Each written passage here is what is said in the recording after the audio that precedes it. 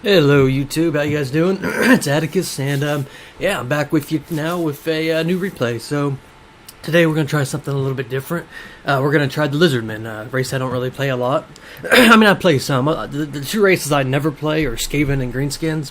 So Lizards, you know, I do play, and I do enjoy them. I do think they're a lot of fun to play and really good. And this was a really close game, so I figured it'd be kind of cool to put on my channel. For my build, for my lord, sorry about that, I took a Scarf... Come on now, my phone's going off there. For my lord, I took Krakar on a Horde one, and yeah, you do this just to you know, pretty much just to save cost. I mean, yeah, the Carnosaur is better, but yeah, you know, you still get a lot of anti-large, good weapon strength, and yeah, I took the Hand of God or Hand of the Gods, the magic missile talent that he has, so he's gonna be able to, you know, deal with, you know, crabs and rotting leviathans and things like that. Hopefully. I also have a Sora Scar Veteran on a cold one. So yeah, I figured, you know, two of these ones would cut cost and they could, you know, pretty much be a goon squad together. At least I'm hoping. Also got a Bastiladon Revivification Crystal, which is, you know, almost a must in every single Lizardman build. You get like 8 different charges of healing, which is just way too good to turn down. I can't think of, you know, a matchup where you wouldn't really want to bring free healing like that.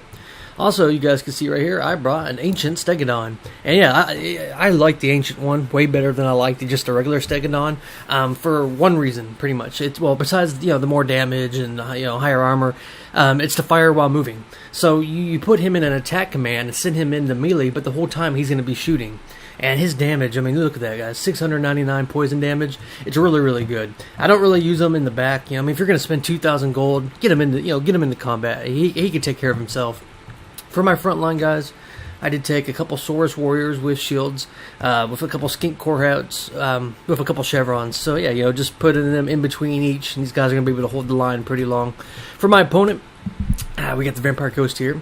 He did bring the good old Queen Bess, and we got Celestra Direfin on top of the Rotting Promethean. So yeah, she's going to have access to the Bretonnian Dead Knights, the Damned Knights and stuff, which, you know, I don't have a lot of skirmishers. Oh, I forgot to mention here, I also did bring 2 units of Cold One Spirit Riders, which is, you know, my anti-large contingent.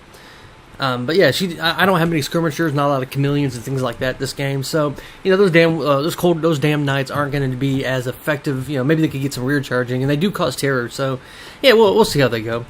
For his heavy hitters, he does have the Bloody Reaver Deck Guard, which, yeah, these guys are the bane to anything large, and they also look really, really cool. Also, you can see he's using the landmark here, using the map to his advantage, and I like when people do that. You know, you keep your vulnerable units behind something like this, so I can't really get into it. So you have a natural barrier. So it's, yeah, really smart play by my opponent Duffy here, whoever his name is. Also has a couple units or 1 unit of deck gunners, and yeah, front line of just zombie. Pirate handgunners, so yeah, that's a lot of armor-piercing range. Also, it's a deck dropper handgun, and just a bunch of zombie pirate deckhands with polearms. So yeah, pretty cool army. We're gonna see how that goes against. You know, he has a lot of armor-piercing, a lot of anti-large, and I have a lot of large. So yeah, we'll see how it goes, guys. So right off the bat, as I always say, we're just gonna start the match, and of course he's gonna have the advantage with Queen Bess. And we'll see where it decides to land at. Hopefully on one of these skink cohorts. Which, yes, we do get hit by the skinks, but yeah, I'll take that over my Saurus any day of the week. So we're just gonna be moving the army up here. You can see that I'm gonna get a heal from the Revivification Crystal. I figure, you know, I'm gonna need every bit of troops that I could get, so why not use a heal? We are gonna dodge a hit by Queen Bess right there, which is really good. You know, each shot that's missed in the approach just means that we're going to have more, you know, life here at the end game.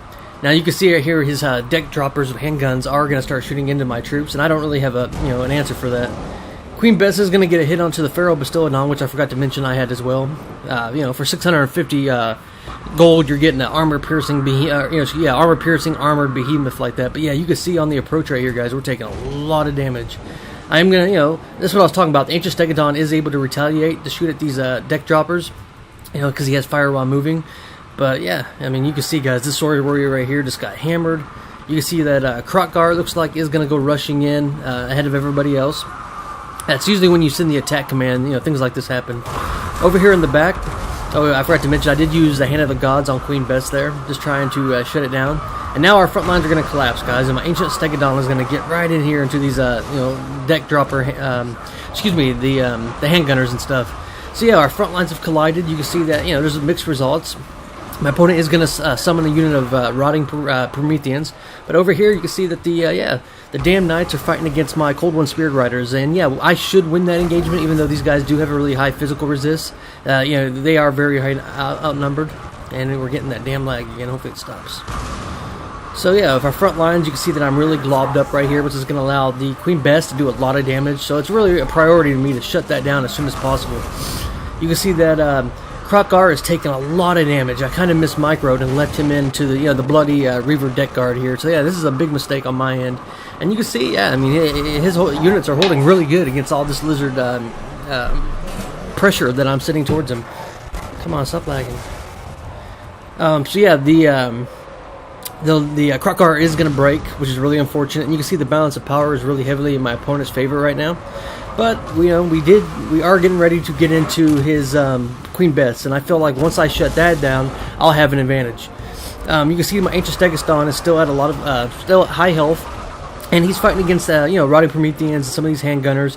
You can see that I have a full health unit of Saurus Warriors with shields, and throughout the map here I still do have some options available to deal with his units, even though he has a pretty good advantage right now.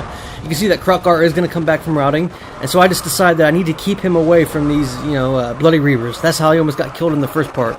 You can see over here that my Cold One Spirit Riders have finally got into Queen Bess, and yeah, this is something we really need to shut down quick, because Queen Bess is just destroying the morale of my units and just doing so much damage. Over here you can see that these Saurus Warriors and the Feral Bastillodon are just dealing really good against these zombie pirate deckhands. And what I'm doing, guys, is I'm sending my Saurus Scar Veteran here to shut down all these range. So yeah, the idea is, in a situation like this, shut down each individual pocket of your range, opponent of your range. You don't want him having anywhere where he can shoot down at you. Now, I don't have an answer to these deck droppers, but yeah, for the most part, we are shutting down his range. And now we're about to destroy Queen Bess, which will put take a lot of pressure off my back. Over here I have this really scary pocket of Saurus Warriors and Ancient Stegodon that I was kind of keeping in reserve. And now, finally, we're going to destroy Queen Bess. He has no more units that can, man it. Over here you can see that my Krokgar is in a lot of trouble, even though I'm trying to mass heal him with the Bastillodon. He has these deck droppers who are just providing Overwatch, shooting on him the whole time. Over here I do have this the Saurus, the Scar Veteran still alive, which will keep my leadership from really tanking. But yeah, over here you can see that the Celestra is fighting against my Cold One Spirit Riders. And I do like this engagement, but she is supported by the Bloody Reaver, so yeah, I'm going to lose that. I need to get some backup for those troops as soon as possible.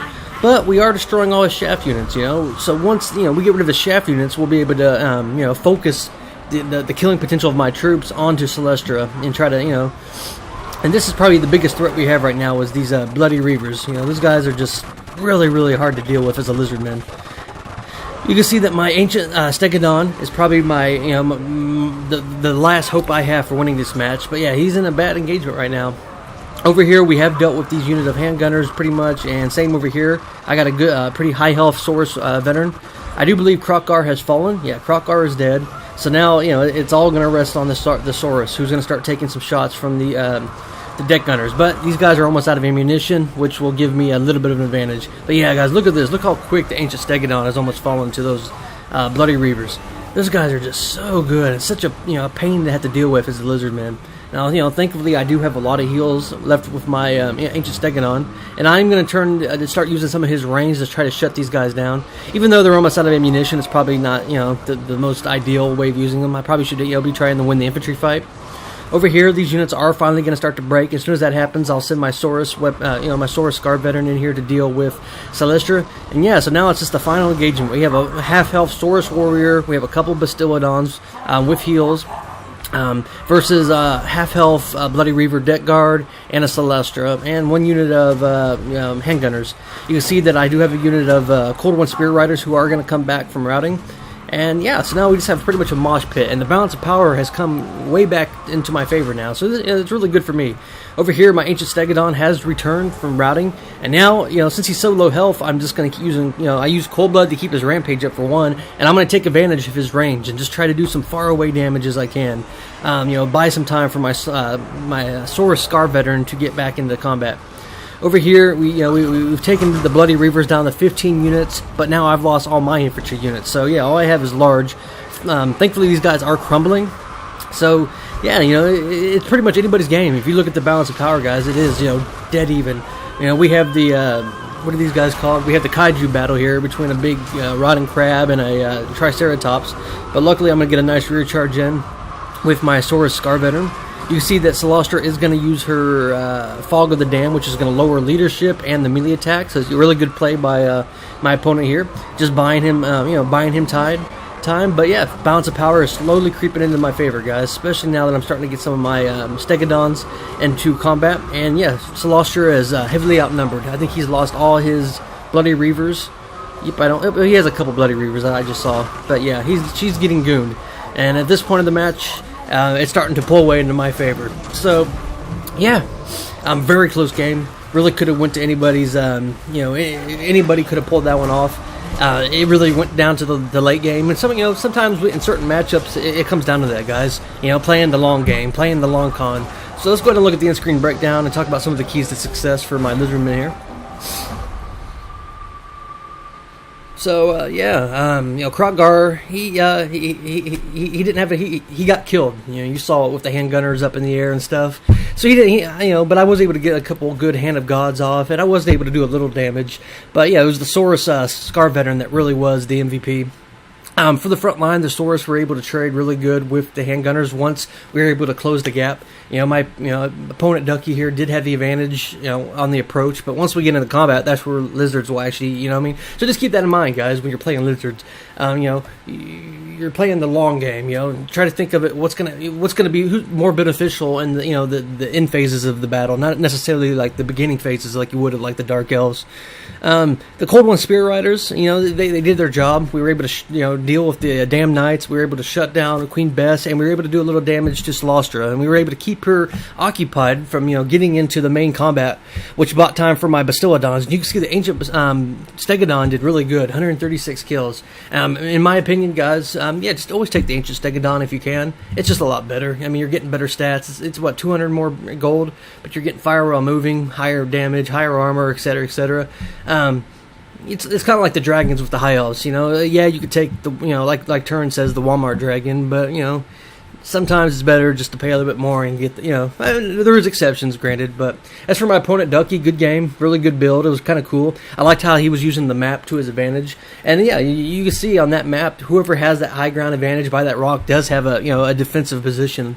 So it would be really good for Dwarves, Empire, ranged factions like that. But luckily, guys, the tenacity of the Lizardmen, and just they're very hard to kill. They'll literally fight to the end. Made it. We were able just to wear them down. So. Alright, guys, I hope you enjoyed that one. Good game. Stay tuned for more content. I got some more replays coming, some more Dark Elf stuff. And I just try to, every once in a while, break off and show you some different races and things like that to keep it fresh for all those who, I don't want you guys getting burned out of the Dark Elves, even though it's what my channel is primarily focused on. It's Atticus. I'll see you guys later, and thank you.